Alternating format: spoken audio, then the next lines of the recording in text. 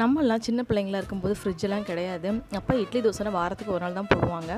அப்போ அடுத்த நாள் இந்த அடை தோசை தான். அது வந்து சட்னி எதுவுமே இல்லாமல் வெறும் இதிலே சாப்பிடலாம். அவ்வளோ சூப்பராக இருக்கும். அவங்க எப்படி பண்ணுறதுன்னு பார்த்துடலாம்.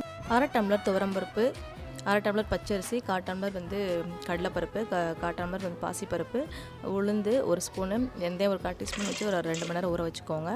இப்போ வந்து பூண்டு, காஞ்ச மிளகாய் ஊற வச்சது, அப்புறம் உப்பு சேர்த்து கொரன்னு அரைச்சி எடுத்துக்கோங்க. இதில் சோம்பு, பெருங்காயத்தூள், துருவிய தேங்காய் சேர்த்துக்கிட்டேன். நீங்கள் வந்து பல்லாக போட்டு கீறி போட்டுக்கோங்க. ஏன்னா குழந்தைங்க இதை சாப்பிட மாட்டாங்க. எடுத்து வச்சுலான்னு திருவி சேர்த்துக்கிட்டேன். ஒரு பெரிய வெங்காயம், முருங்கைக்கீரை நான் பொடியாக கட் பண்ணி சேர்த்துட்டேன். கருவேப்பிலை இதையும் சேர்த்துக்கோங்க. கெட்டியாக வந்து அடை தட்டுவாங்க. நமக்கு அந்த அடை தட்டுற செட் அது வராது. அதனால் தோசை மாதிரி வறுத்துக்கிட்டேன்.